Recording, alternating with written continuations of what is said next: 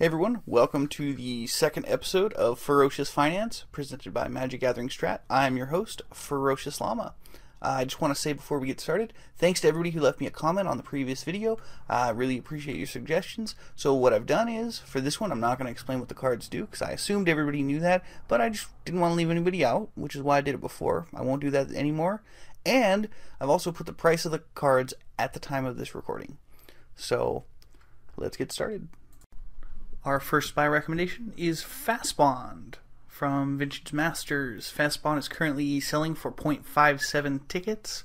The reason we're recommending it as a buy is because the Masters Edition 4 version was $5, over $5, before Vintage Masters came out, and it had no format to be played in. Vintage wasn't even a format online.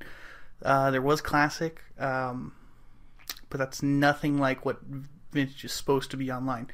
And the reason we think it's so cheap right now is because you can still go and buy Vintage Masters packs and open a Fastbond. There's still a supply available. Things don't get expensive if you can go to the store and buy a new one. And that's kind of why we think this is cheap. So go ahead and pick up your Fastbonds. It's going to be a long-term investment. Go ahead and pick them up now at 57 cents each and watch them go up. The next buy recommendation is Geist of St. Traft. He's currently selling for 13.37 tickets, and the reason we're recommending him is he's currently at an all-time low. He hasn't been this low since he was released back in Innistrad block, and I think it was December of 2012 was the last time he was less than 13.37 tickets. He's a popular deck, or a popular card in a lot of modern decks. He sees a lot of modern play, and he's at an all-time low, so we recommend buying him. Our next buy recommendation is Library of Alexandria, $2.57. The reason we're recommending Library of Alexandria is that the Masters Edition version of Library of Alexandria, before Vintage Masters came out, was $15 approximately. Like Fastbond, it had no format to play in previously, and we think it's cheap because it's still available. Once you can't go to the store and get a new one, they're going to go up in value. So pick yours up now, or at least before Vintage Masters goes off sale.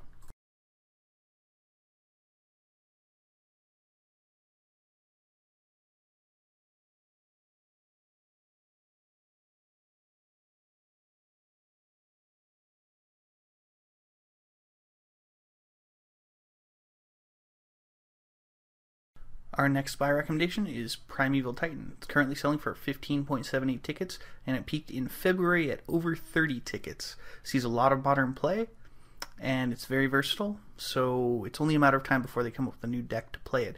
But the reason we think it's going to go up is because it's at an all-time low, excluding the times that it was reprinted in Magic 2012, and excluding the time that it rotated when it rotated out of Standard, which is when every card that's in Standard drops in value, and when Modern Masters was announced, there was speculation that it could be reprinted, so the value went down then also.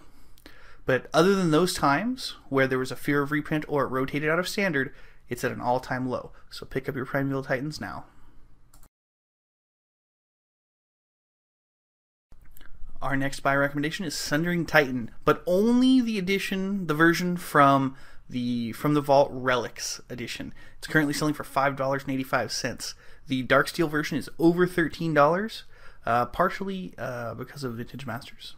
See some play in Vintage, in Mud decks, and I think it's through some kind of very low volume in the Relics set that it's only $5.85, because it should be the same or close to the same as the Darksteel version, but it's not. So I think it's just has to do with the supply of Relics version.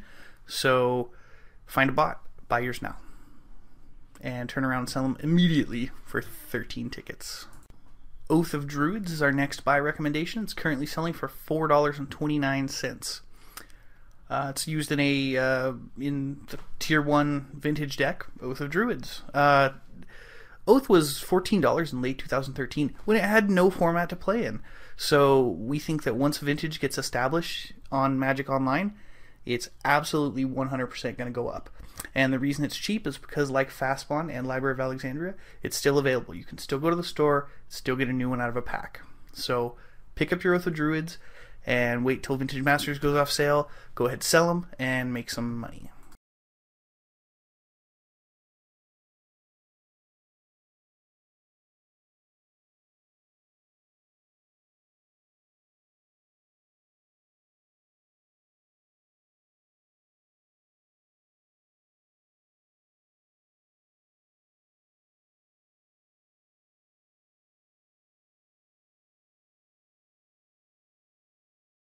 Mana Crypt is also available in Vintage Masters. It's our next buy recommendation, $4.08.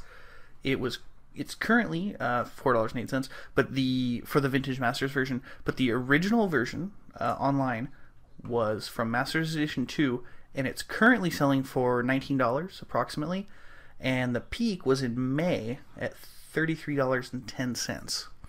And the reason we think this is cheap, just like all the other vintage cards we're recommending, is because the supply is still available. Once you can't get them, there'll be kind of I don't want to say hysteria, but there's going to be a mindset that you can't just go to the store and buy a bunch of packs and open a new one.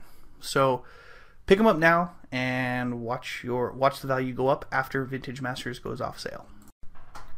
Chord of Calling is our first sell recommendation. It's currently selling for $11 for the Ravnica City of Guilds edition.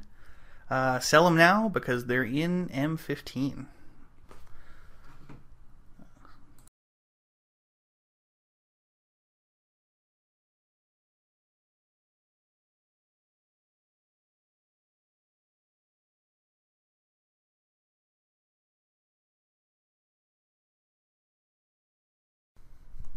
Hurkyl's Recall is our next sell recommendation. It's currently $53.63. We think it peaked because it went up this high because it sees play in Vintage. So when Vintage Masters came out, a lot of the cards that were in Vintage Masters, of course, weren't very expensive, and there is a pretty adequate supply of it as of right now. But all the cards that weren't in Vintage skyrocketed, just like Wasteland's one example that really skyrocketed a lot. So anyway, we think that initial hysteria of, oh, let's get the cards for Vintage, let's get the cards to play Vintage, that aren't in Vintage Masters, is over, which Hurkyl's Recall is one of those cards. We think this is the peak. Get rid of them now, and pick them up again when they're cheaper.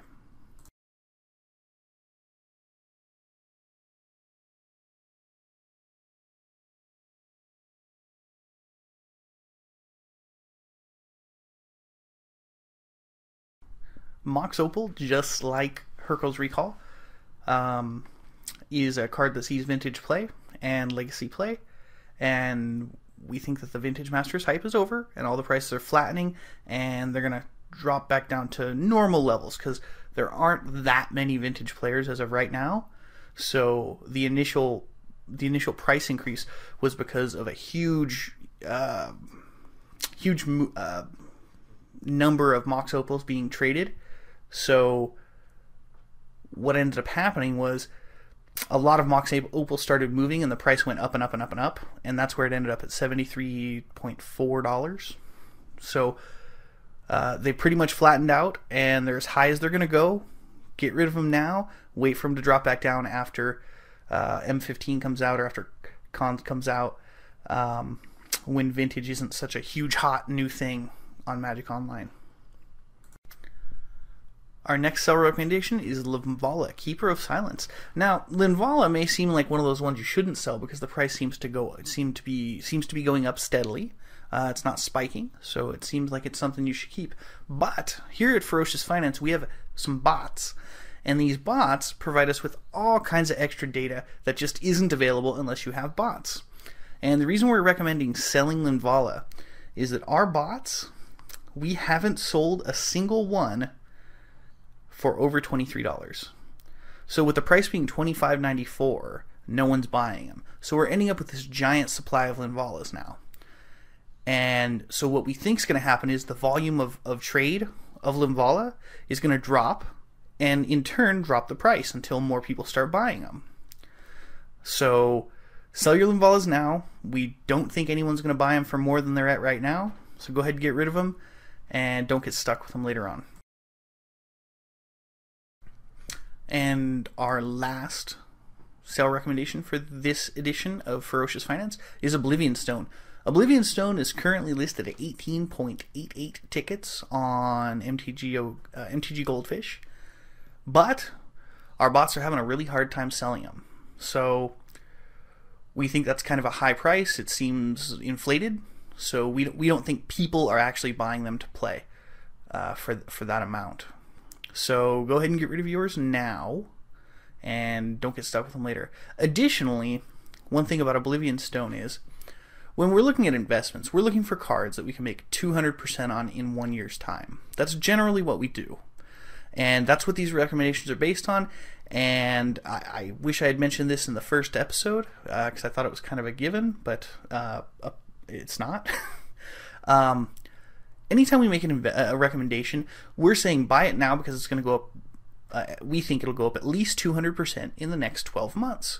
Because you got to make enough money on the good cards. Because there are some cards that you're going to buy, or that we buy at least, that don't pan out. And to offset those, to make a decent return on this, you have to have everything shoot for 200% or more. And that's how you get ahead. So Oblivion Stone is one of those cards we don't think it's going to go up to, you know, almost $60 in the what, $57. We just don't think it's going to go there. So not in the next 12 months.